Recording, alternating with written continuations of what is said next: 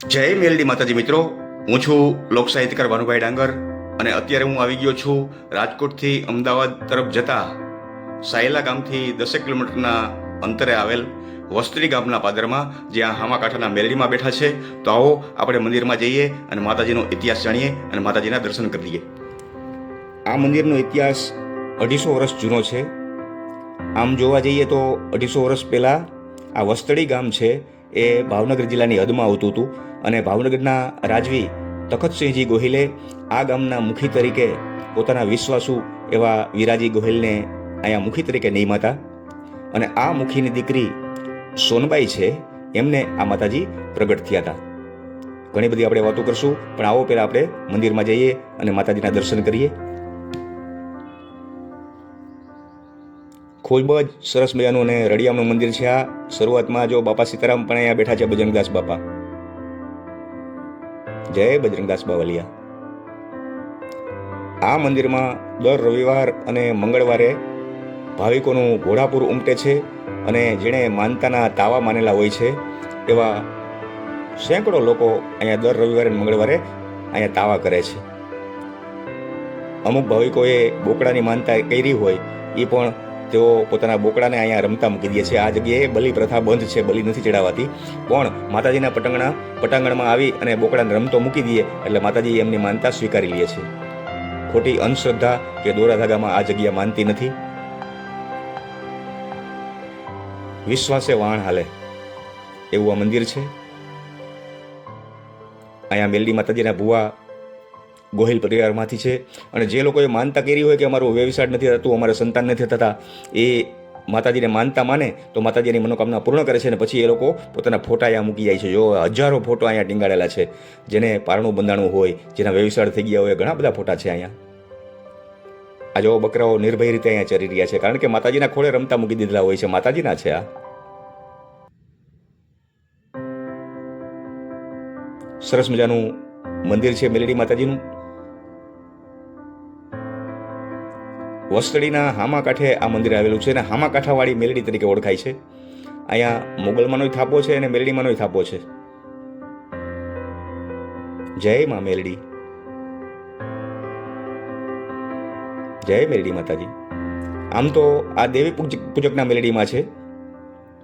રાજસ્થાનનો દેવી પૂજક એટલે ડુંગરીઓ પોતાની પત્ની વાલુડીને લઈ અને જ્યારે ગિરનાર જંગલમાં પોતાના માલઢોરને નિભાવવા માટે જતા હતા ત્યારે આ જગ્યાએ રાતવાસો કર્યો હતો. અને ખાવાનું એને જોતું હોવાથી દેવી પૂજકની બાઈ છે વાલુડી, એ આ ગામની અંદર આવી વસ્ત્રીમાં અને વિરાજી ગોહિલની ઘરે જઈ અને રોટલા માંગ્યા. ત્યારે વિરાજીની દીકરી સોનબાઈ એને રોટલા આપ્યા, પણ એ અરસામાં સોનબાઈના કાનમાંથી જે ઝૂમણું પહેરેલું હતું એ ક્યાંક પડી ગયું. એટલે આ ઝૂમણાનો આળ આ દેવી પૂજકની પત્ની ઉપર નાખવામાં આવ્યો છે અને પછી એમને ગામમાંથી આંકી કાઢવામાં આવ્યા છે. અને માતાજીની કસોટીમાં એને પાર ઉતરવા કીધું કે તમે જો એમ કહેતા હો કે આ ઝૂમણું મેં નથી લીધું તો તમે આ માતાજીના ધગધગતા અંગારા ઉપર હાથ મૂકી દો. ત્યારે એ લોકોએ હાથ મૂકી દીધો, છતાં એને ઊની આંચ નહોતી આવી હતી. અને એ સોનબાઈ ત્યારે ત્યાં ધૂણવા માંડી અને માતાજી પ્રગટ થયા હતા અને એણે કીધું હતું કે ઝૂમણું અહીંયા જ છે. એનું ઝૂમણું છાણા થાપતા થાપતા છાણાની અંદર વહી ગયું હતું અને એ ઝૂમણું ત્યાં એને પાછું મળે છે. અને પછી આ દેવી પૂજકની માફી માગે છે. ત્યારે દેવી પૂજક માતાજીને પાછા વાળે છે, પણ માતાજીને પાછા વાળવાથી માતાજીએ કીધું તું ગમે એ થાય મને પાછી ન વાળતો. ત્યારે પાછી વાળી લે છે તો માતાજી દેવી પૂજકનું ધનોત્પન્ન કાઢી નાખે છે. અને પછી સોનબાઈને સપને આવીને કહે છે કે હવે તારા પિતાજીને વાત કર અને તમે મને કુળદેવી તરીકે સ્થાપિત કરીને તમે મારી પૂજા કરો, હું તમારું અભરે ભરી દઈશ. અને તે પછીથી ગોહિલ પરિવારે અહીંયા માતાજીની સ્થાપના કરી છે. અને મોગલમાં પણ અહીંયા બેઠા છે, એનો પણ ઇતિહાસ એવો જ છે. આવો આપણે માતાજીના દર્શન કરીએ. આ મોગલમાં બેઠા છે. અહીંયા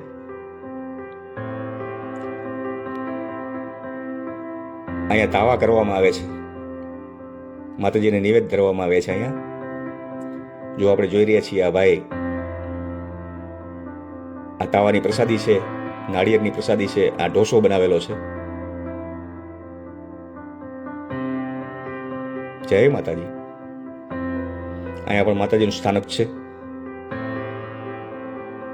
ખૂબ જ સારું મંદિર છે આ. જય માં મેલડી, જય મોગલમાં.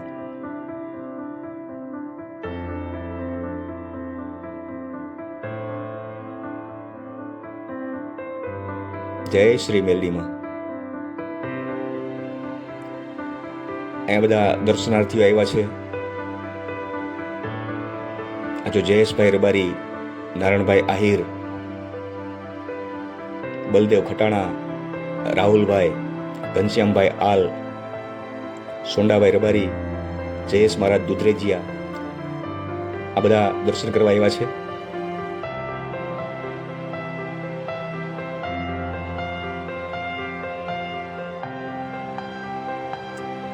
અમુક ભક્તોએ નાળિયેર વધવાનું નહીં પણ નાળિયેરને રડતું મૂકવાની માનતા કરેલી, એવા હજારો નાળિયેર અહીંયા પડ્યા છે રૂમમાં.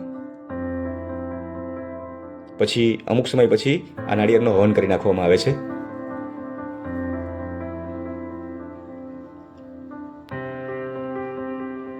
જો આ જગ્યાએ માતાજીના તાવા કરેલા હોય ને એવા અસંખ્ય ચૂલાઓ છે અહીંયા. 50 થી 60 ચૂલા છે, જેને જ્યાં અનુકૂળ આવે એ જગ્યાએ બળતણ લઈ અને તાવા કરે છે ને માતાજીને પ્રસાદી ધરે છે ને હોંશે હોંશે બધા પ્રસાદી લે છે.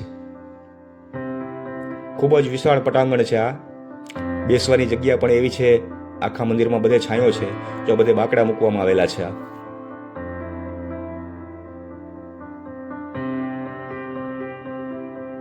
બેસવાની ખૂબ જ સારી વ્યવસ્થા છે. 2000 માણસ હોય તો પણ અહીંયા સમાઈ જાય. આ સામે વિશાળ હોલ છે, ભોજનાલય છે. તાવા બનાવી અને પછી ભાવિકો પ્રસાદી લેવા માટે આ જગ્યાએ બેસે છે બધા.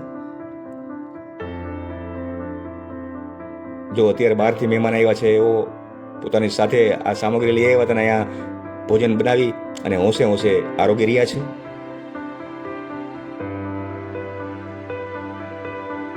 પૂરી, શાક, શ્રીખંડ, છાશ,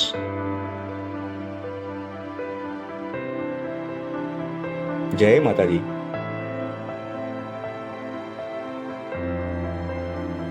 આ જો પૂરી, આમાં શાક છે લાલ હિંગડા જેવું.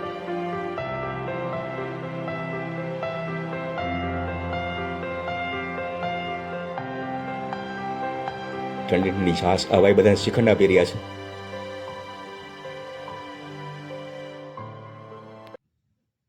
માતાજીની પ્રસાદી ઘરે લઈ જઈ શકાય છે. અમુક મંદિરે એવી હોય કે ત્યાંથી પ્રસાદી બહાર ન જતી હોય, પણ આ મંદિરે એવી કોઈ મનાઈ નથી. ગણપતિ બાપા, હનુમાનજી મહારાજ, આ મંદિરના ભુવા હેમભા બાવલભા છે, જેઓ ગોહિલ પરિવારમાંથી આવે છે. જય મા મેલડી, જય હામાકાંઠાની મેલડી.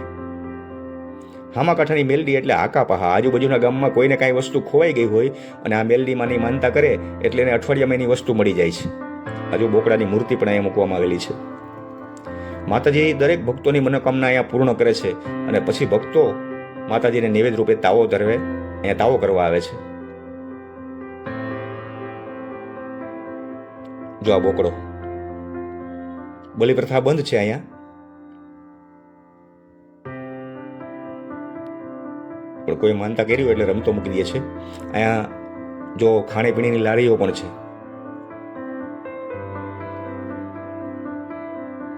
કટલેરી, શ્રીફળ, પ્રસાદી જે કાંઈ જોઈ અહીંયા સ્ટોરમાંથી મળી જાય છે બધું.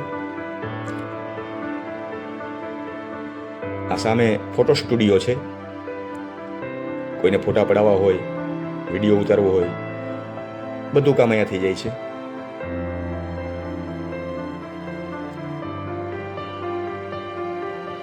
બ્રેસલેટ, કાંડા, બધી વસ્તુ અહીંથી મળી જાય છે. ખૂબ જ સરસ મજાનું મંદિર છે. એક વખત દર્શન કરવા આવવા જેવું છે. જો આ મંદિરની બહાર સામાકાંઠાવાળા મેલડીમાંનું અહીંયા પોસ્ટર બનાવવામાં આવ્યું છે. જય મેલડીમાં. તો મિત્રો, મારો આ વિડીયો ગમ્યો હોય તો લાઈક કરજો, શેર કરજો અને સબસ્ક્રાઈબ કરજો. બોલીએ મેલડી માતની જય.